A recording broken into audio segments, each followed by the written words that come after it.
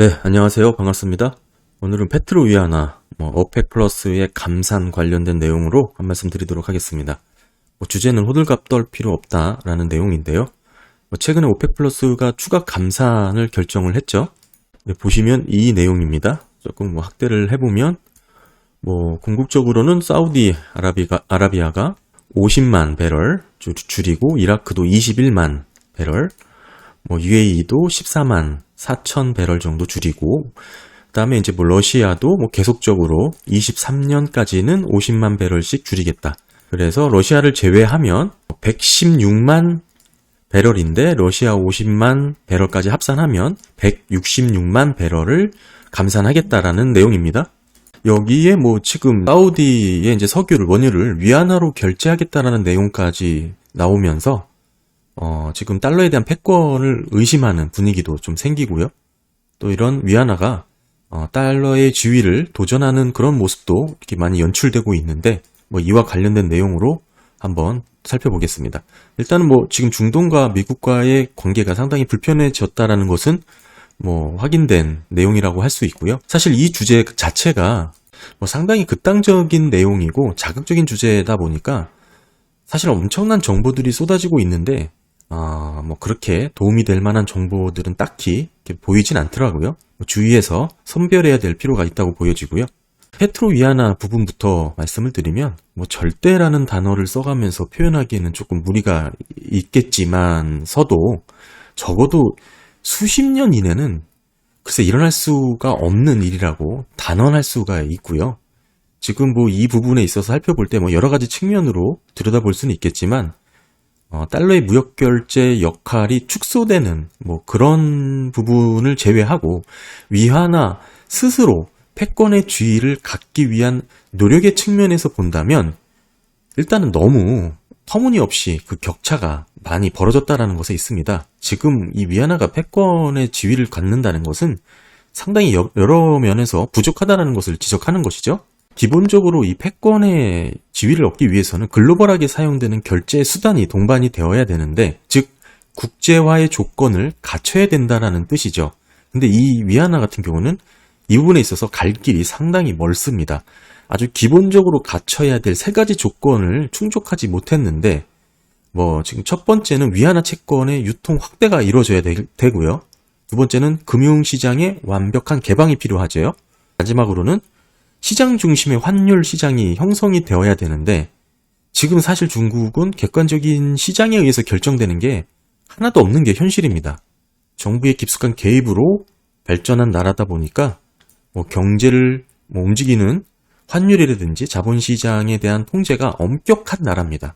일부 원유를 지금 위안화로 결제한다고 해서 패권의 지위까지 논한다는 것 자체는 앞뒤가 안 맞는 사실 너무 극단적인 사례에 과대 포장된 얘기라는 것을 좀 말씀을 드리고, 한마디로 사우디와의 원유 위안화 결제는 말 그대로 정치적인 이벤트에 그칠 수밖에 없다.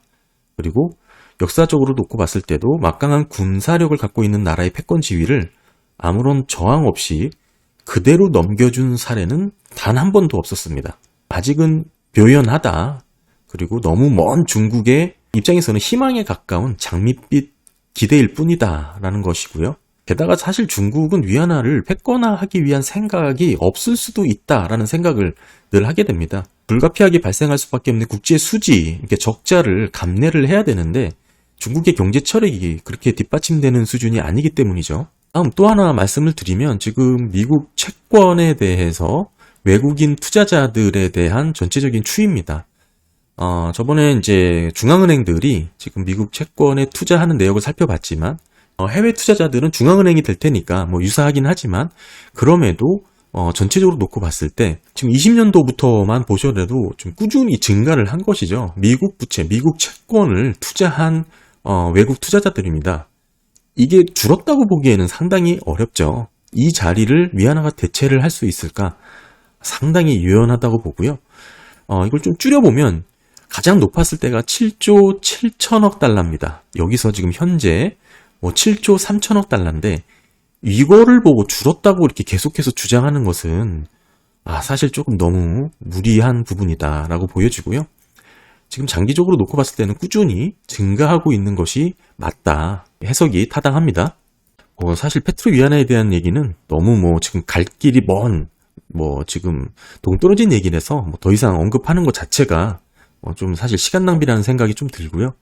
이거를 주제로 너무 극단적으로 이야기를 펴나가는 분들도 많긴 하는데, 실현 가능성은 사실상 거의 없다고 해도 과언이 아니고요. 그러면 사실상 직접적으로 영향을 줄 수 있는 오펙 플러스의 감사한 대해서 한번 들여다보도록 하겠습니다. 저는 먼저 결론적으로 말씀드리면 이번 감산의 효과는 생각만큼 그렇게 크지 않다라고 지금 보고 있습니다. 지금 23년 2월 기준으로 봤을 때 오펙 플러스의 하루 총 원유 생산량은 4,453만 배럴 수준이거든요. 이게 지금 1월 달과 비교했을 때 유사하게 조금 증가를 했지만 유사하다고 봐야겠죠. 사실 이 부분은 지난 11월이죠. 23년 말일까지는 200만 배럴을 감산하겠다라고 결정을 했던 그런 오펙 플러스 회의가 있었고요. 여기에 이번에 추가적으로 지금 116만, 그러니까 사우디 50만 배럴까지 합치면 166만 배럴을 자발적으로 감산하겠다라는 내용이 지금 발표가 된 겁니다. 보시면 사우디가 50만 배럴이고 아랍에미리트가 14만 4천 등등이니까 결국 사우디 50만 배럴을 주축으로 감산을 주도했다라고 해석할 수가 있죠. 근데 제가 주목을 하는 건 현재 생산 한도를 미달하고 있는 생산량이라는 것을 좀 봐야 됩니다. 그러니까 이번에 발표된 자발적 감산이 실질적인 효과가 그렇게 두드러지게 나타나진 않다, 낮을 것이다 라고 보는 원인 중에 하나인데요.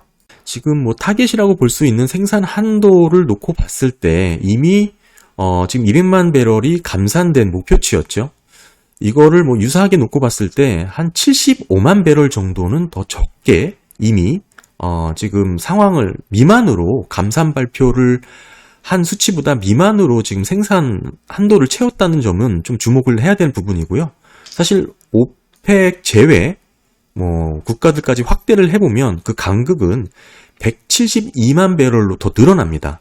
이게 지금 제가 보고 있는 내용인데, 아무리 러시아가 이제 생산 한도 대비 배럴을 감산한다고 하더라도 생산 한도를 적용해 놓고 쭉 본다면 이게 지금 불가피하게 생산량 감산으로 이어지긴 하겠지만 생각만큼 그 파급 효과가 그렇게 크지는 않을 것이다 라고 보는 거고요.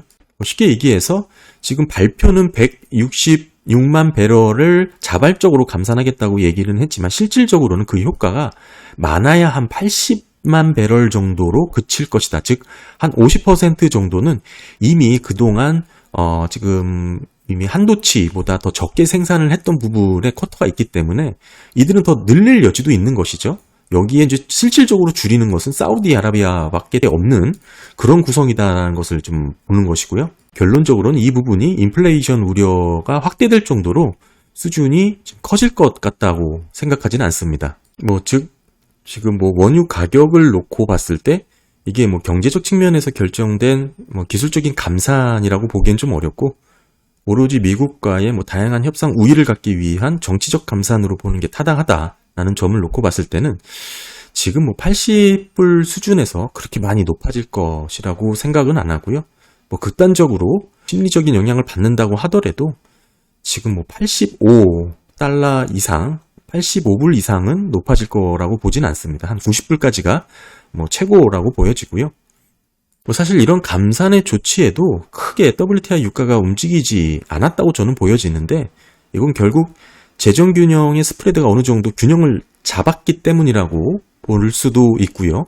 사실 지금 이런 사태를 놓고 봤을 때 미국과 사우디와의 관계가 불편한 것은 어느 정도 재확인된 부분이 있는데, 깊게 들어가다 보면 미국과 사우디가 불편한 것은 아니고 이제 바이든과 불편한 것이라고 좀 볼 수가 있고요. 어찌됐든 지금의 이 두 가지 이슈는 미국의 레드라인을 넘어설 정도의 그런 감산이라든지 페트로 위안화 도전은 아니라는 것이 제 생각입니다. 너무 호들갑 떨 필요가 없고 다양한 자극적인 뉴스나 이슈에 현혹될 이유도 없습니다.